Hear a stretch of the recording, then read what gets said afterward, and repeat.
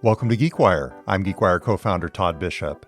Coming up on this special episode, as part of our Microsoft at 50 series, former Microsoft CEO Steve Ballmer reflects on his remarkable tenure at the company that he helped to shape for more than 3 decades. We talk about his early days working alongside Bill Gates and Paul Allen. To this day, Bill's the smartest guy I've ever known. And without Paul's genius, without Paul's push, without Paul's insight, there's no Microsoft. Just not a chance. The biggest mistake during his tenure. I would have stopped the project that was Cairo 3 or 4 years earlier. I take that as my biggest mistake. I thought you were going to say Yahoo. No, I mean, what was wrong with Yahoo? If we'd bought it, we would have made a lot of money. And if we didn't buy it, we saved a lot of money. And his take on the company these days as its largest shareholder. I'm a fan for spending. I'm about the only shareholder who tells them, hey, why aren't you spending more? He also opens up about his post-Microsoft pursuits, from his data-driven mission with USAFacts to transforming the NBA fan experience with the LA Clippers. I knew more about what I wanted in that arena than in any other product I was ever involved with. And we hear his message for his former Microsoft colleagues. It's a reminder to me of just how cool it was to work together. And I thank you for that. Stay tuned for my conversation with Steve Ballmer, recorded live in front of an audience at GeekWire's Microsoft at 50 event at Town Hall Seattle. That's coming up after the break. Microsoft at 50 is an independent GeekWire editorial project made possible with support from Accenture. Hello, John Gingrich here, Senior Managing Director and Global Lead of our Microsoft account at Accenture.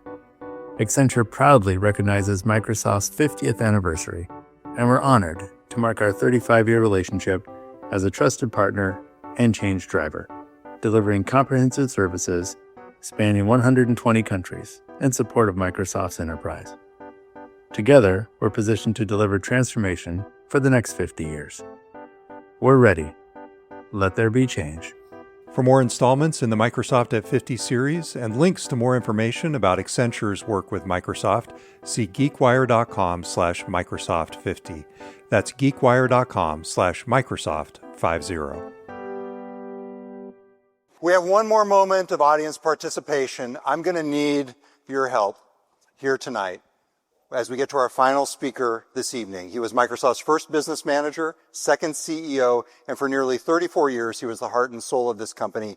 I want to ask you to help me welcome him with a tribute to one of his most iconic moments. So if everybody could stand up. All right. And I want you to clap with me as a start. Ready? And you know what to say. Developers. Please welcome to the stage.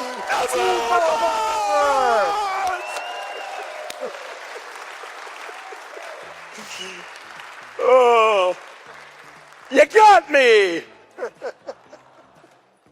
Can I do an audience participation thing? Go for it. If I was ever in a meeting with you or a product launch or anything else, please stand up. Wow. If I was ever mean to you, keep standing. And I apologize to all standing parties. Hey, Steve, thank you for being here. We're all very excited to hear from you tonight. Pleasure. So you remain Microsoft's biggest shareholder 11 years after leaving this company. It's really one of the most remarkable stories in business. Your tenure with this company and your long-term relationship with it.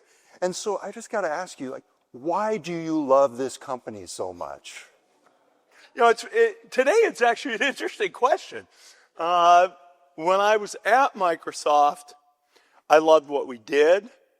I loved, by and large, the people we hired.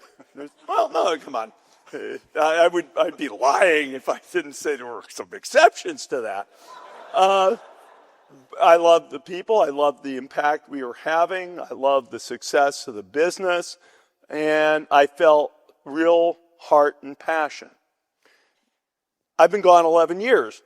And so I've had to ask myself, what is it I still love? I still love the leadership, who I know well. I still love the notion of forward momentum. I don't care what people say about culture change, and I'm sure cultures have changed some, but cultures don't change totally. And the notion of being hardcore and pushing forward and driving, I know that's part of Microsoft. I did a piece of math, though, the other day. My guess is that less than 10% of the people who work at Microsoft today worked at Microsoft when I was there. Company's 280,000 people, it was 88,000 people when I left. Some normal churn, can't be much more than 20 to 30,000 people. And I say to myself, do I love the company? Do I even know the company? And the answer is only sort of. But I love what the company does. I love the mission. I love the people I know. And so I'm a guy who holds on to my shares, except when we give them away. I'm pointing at my wife on that. And that's a good thing.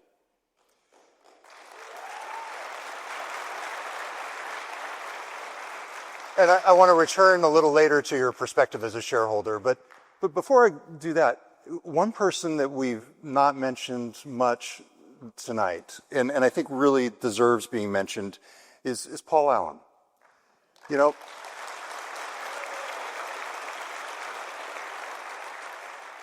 I actually had the privilege of interviewing Paul Allen on this very stage 11 years ago, and in conjunction with his book. What are your strongest memories of Paul and his contributions to Microsoft? Yeah. You kind of got me with that one. I wasn't expecting that. Some of you knew Paul, some of you didn't, because he left pretty quickly with Hodgkin's disease. After I got there, even, it was pretty quick. Paul, I'll borrow from Brad. Paul was an amazingly curious person. Amazingly curious person. And when I think about the things that really made the company, kind of the germs of the ideas that really constituted the early company, I think of Paul. It was Paul who kept, come on, Bill, come on. We should build a computer. Come on, Bill, come on. Now, nothing's happening without Bill. But, and finally, Bill kept telling him, no, we're not hardware guys, Paul, we're software guys. And when the first PC was announced on the cover of Popular Electronics magazine, Paul came to Bill and said, okay, let's just go write all the software this thing will ever need. That was Paul's view of what Microsoft should do. Now, you can take that to an extreme. There are probably things we tried to write that we should have stayed away from because we just weren't enough in or whatever. When it came time to decide, really to push to build application software, Paul's the one who really pushed us to do application software. Paul was my friend. In my current life, I would say Paul was incredibly meaningful. He's the one who encouraged me to buy a basketball team for about 25 years. And ironically, though, we never went to a game together when our two teams played. We kind of all had our own superstitions, and we were scheduled to go to one, and then Paul couldn't make it because it was right. He wasn't feeling well. It was before he passed. Paul deserves so much credit for what Microsoft is. And without Paul's genius, without Paul's push, without Paul's insight, there's no Microsoft. Just not a chance.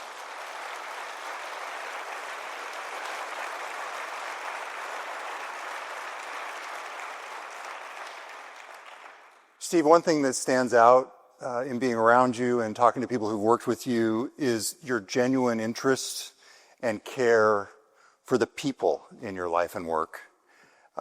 Back when you were at Microsoft, let's be honest, it could be at times a real counterpoint to Bill's approach. What was it like when you and Bill were at your best as a leadership duo, complementing each other in that way? And what made your working relationship with Bill Gates work? Yeah, I think there were phases. Phase one, I don't know anything. And I work for Bill and I'm a sponge. And that was great. I would call that probably the first I don't know, 7 years. Then I was like a little kid. I kind of grew up a little bit, but can consult with Bill. That was the time. Yes, Brad said I ran software. I was the development manager for Windows 1, but I take no credit for it being late. I came in when it was in that position, that situation, but it was a change in relationship, and that worked. Then we worked almost apart. When I was running sales and Bill was on product, I was kind of doing my own thing. It was a different kind of relationship. We'd talk all the time, but a different kind of relationship. I came back as president, and it was like, whoa, this is different. And now I'm working with Bill, trying to learn, but also trying to, you asked me to be president, okay, I'll be president, so I have to have a little independence. When I became CEO, that was hard. I think probably everybody's read about it, knows it. We went a whole year without speaking. Whole year between early 2000 and 2001. Finally, our wives kind of cracked our heads and said, like, you got to have dinner. This can't persist, because it's very hard to learn how to switch a relationship. I knew how to work for Bill. I knew how to work sort of parallel play, if you will. But Bill and I didn't know how for me to be Bill's boss or Bill to work for me. And it took us a while really to get that down. And yes, we were talking, but to really, to get it together, it probably took us 4 years, I would say. And those were, in my opinion, probably some of the worst years in terms of this early 2000s. That's when we go through what became the Vista. Cairo becomes Vista. For those of you who are old Microsofties, that was probably the single biggest mistake, I think, I was involved with, Bill was involved with, because it just tied up so much of the company's resource from doing some of the things that we ultimately missed. And then things kind of flipped again at the end of that when I stayed and Bill left. And that was different too. It's a different kind of thing to have an outside director. Even though Bill spent time, he was an outside director. And that's another relationship that I think we were still plumbing a little bit when I departed. You talked about Paul Allen's impact on the company, and maybe it's an obvious question, but in some ways it's not. What was Bill Gates' impact on this company? Bill's a genius. I think everybody who worked at Microsoft knows this. To this day, Bill's the smartest guy I've ever known. And Bill could take ideas, generate too, but could take ideas and outline them clearly and see a clear path forward. And that's an amazing skill. It's an amazing skill. Bill's brain is a brain that simplifies things. That's an amazing skill. I don't know, everybody probably who worked at Microsoft met with Bill. Bill has a way of taking any problem and then seeing a picture of it, and then he'll make up 10 questions. The famous, what about this? What about this? What about this? And I always wish Bill could just stop and paint the mental model he had developed about any problem in front of him, teach it all to us.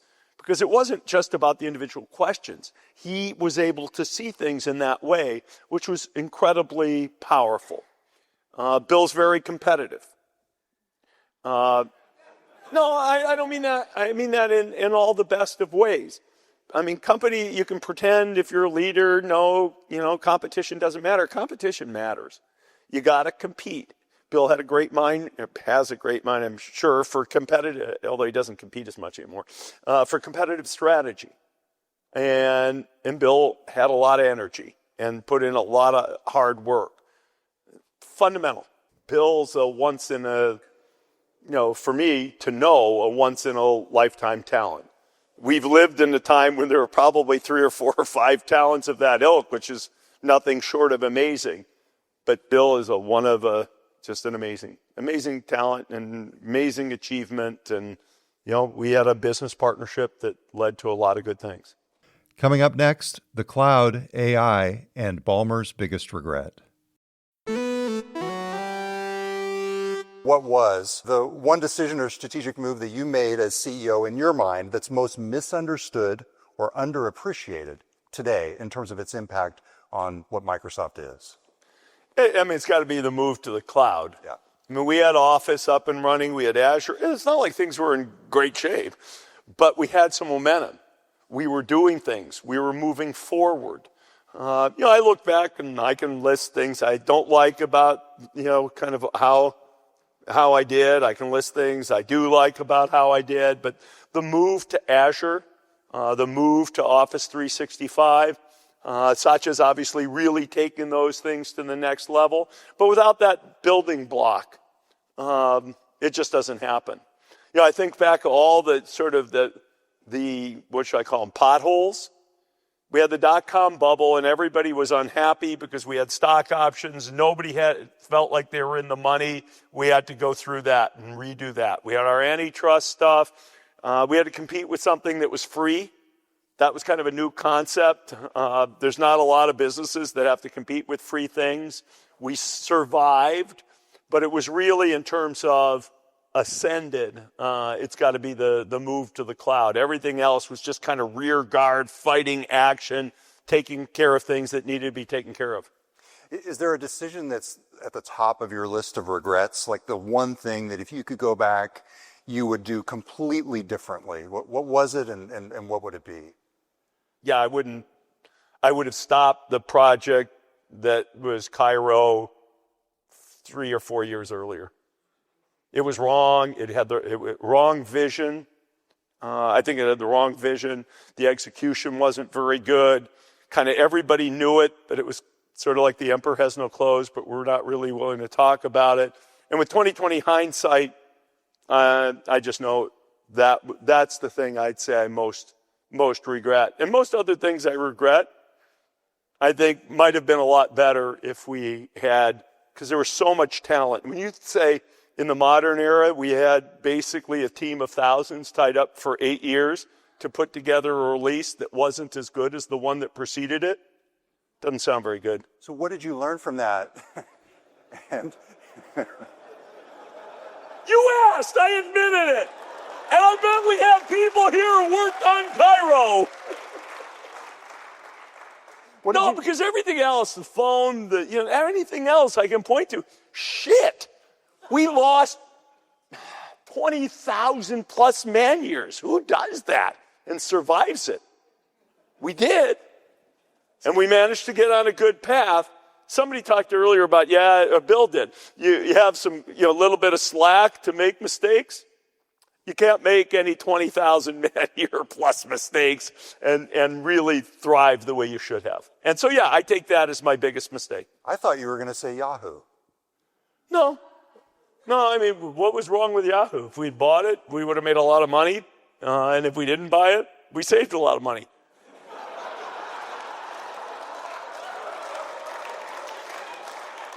No, I mean, I'm serious. We would have owned Alibaba, sold it for a big profit, and who knows whether it would have helped us in search or not, but we would have made a lot of money, and it might or might not have helped us in search.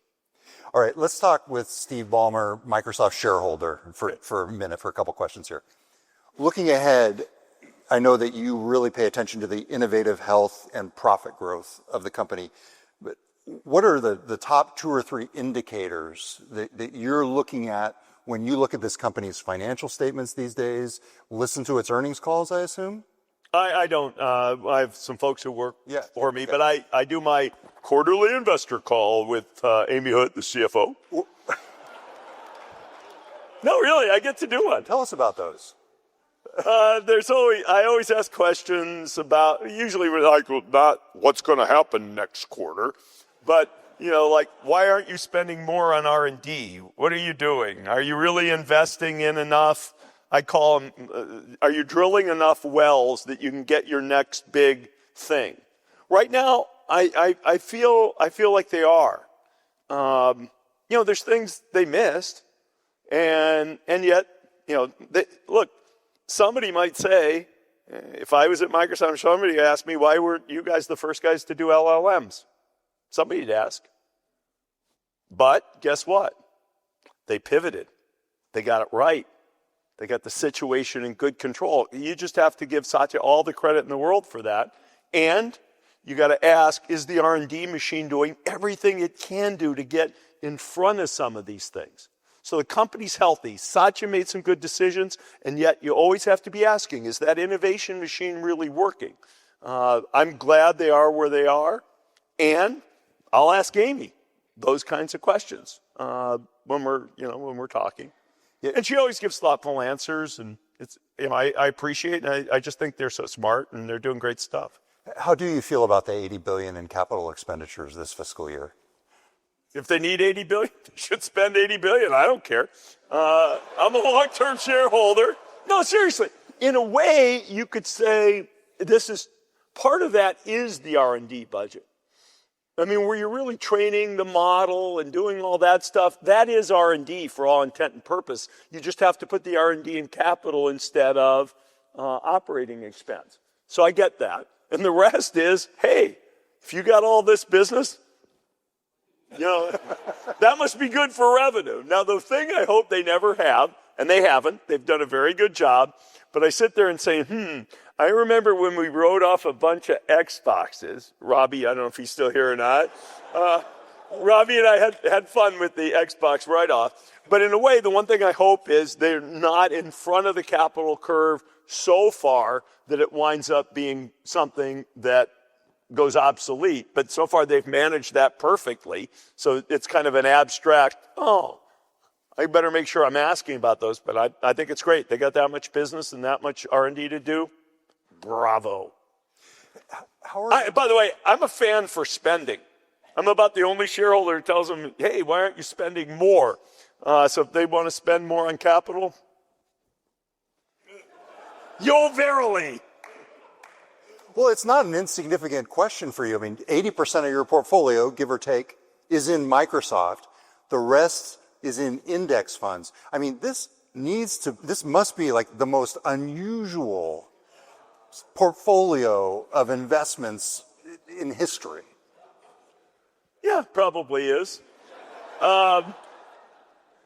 I say this actually to our basketball players. I'm not allowed to give financial counsel under the union rules, but I say, look, most portfolios should probably have three things in it. Number one is something that's completely safe. And particularly young men who play basketball, it's a good thing to reminder.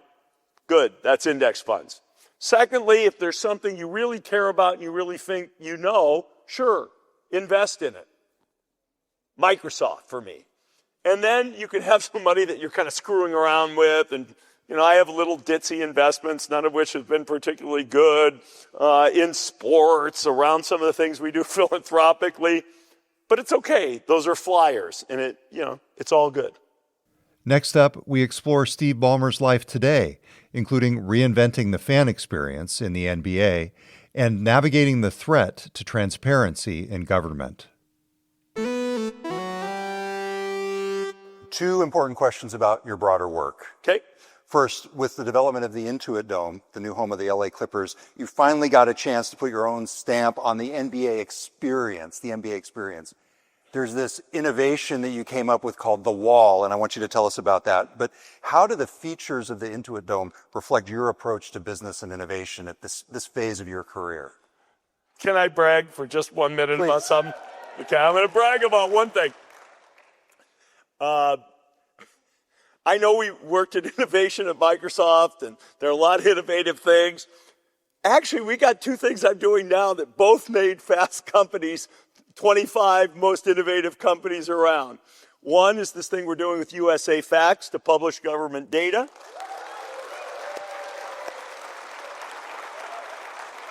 And the other is the Intuit Dome just got named one of the 25 most innovative companies in the world, which blew my frickin' mind.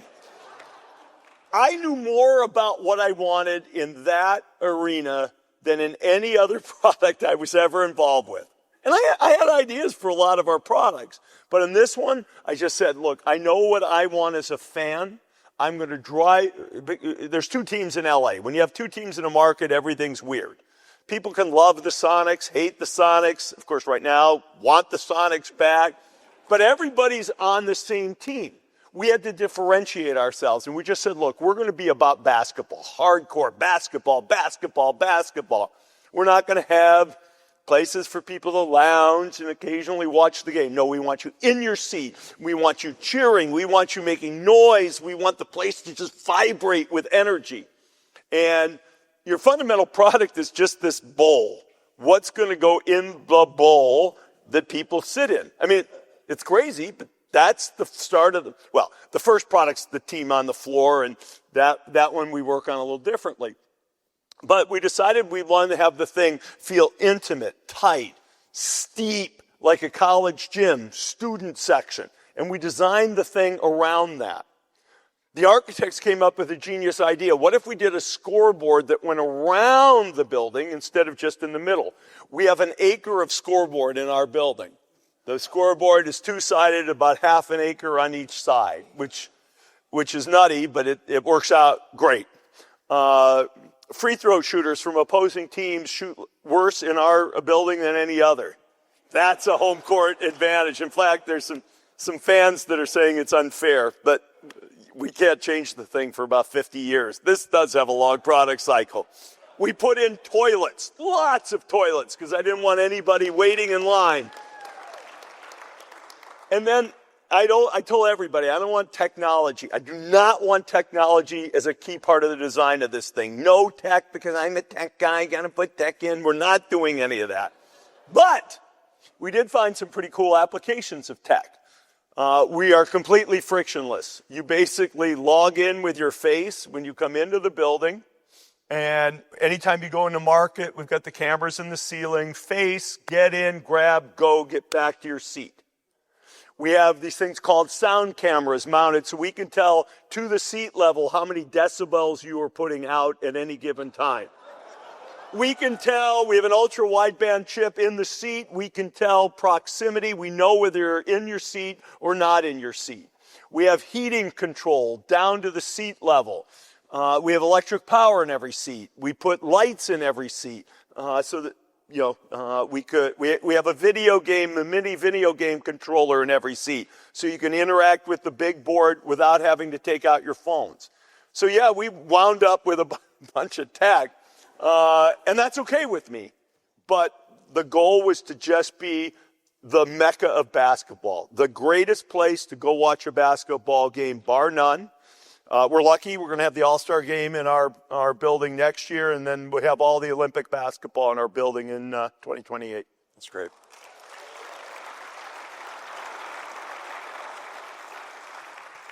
Sorry, that was long-winded, but I got a lot of juice for that. Yeah. So among your other pursuits, obviously the Ballmer Group philanthropy that you co-founded with your wife, Connie Ballmer, and also you founded USAFacts, which is a nonpartisan nonprofit that reports on government data. And this week you posted a post about the importance of the government providing data as a factual foundation for meaningful discussions. The Washington Post, among others, has warned about sweeping statistical purges under the current administration as part of a broader attempt to reinvent the truth. What do you want to say about these issues at this moment in our country's history? Yeah. Look, we take a very nonpartisan approach. I have things I care about, I vote, but that part's not important. There are issues I care about. One, I do think it's important to be able to understand our government, particularly in my case, by the numbers. Numbers are the least partisan thing you can have in the sense that adjectives can make things sound big and small. They can get partisan. Numbers are just what they are. No forecast, no causality, numbers. But that means government's got to be producing numbers. How much revenue comes in and from who? What does the money get spent on? And since government's not a business, it's not about the P&L, what kind of outcomes are we getting?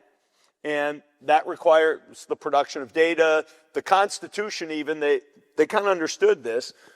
They called for a State of the Union. The State of the Union is in the Constitution. They realized, there was a quote from Madison that's something like, a popular democracy without widely available information or the means to get it is a prelude to a farce or a tragedy or worse. And so this is sort of was a well-known thing. So we get data, we publish it, We use over 100 different government databases. We will see what comes, what goes, what gets added. And things change, basically, under every administration. Some changes get made. And my point is, there's plenty of things we don't need, by the way. There's surveys the government does that nobody believes in anyway, so why pay for them?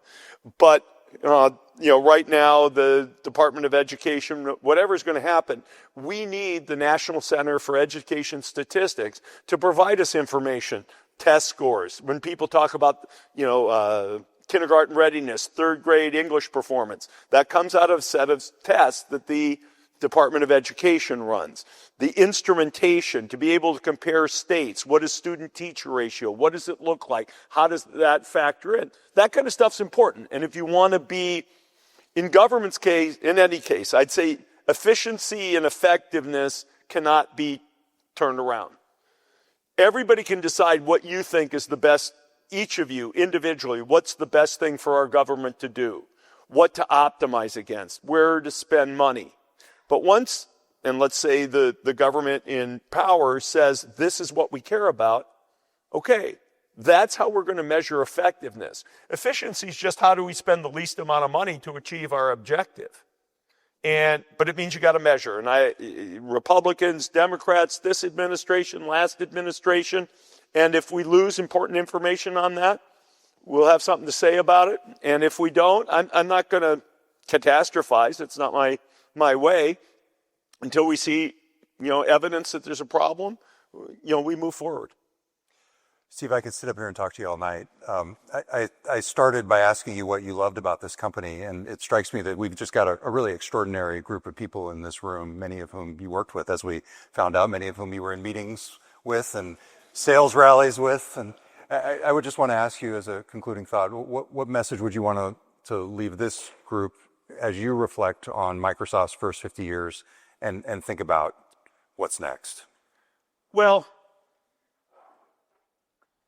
I told myself I wouldn't tear up, so let me try to avoid that. I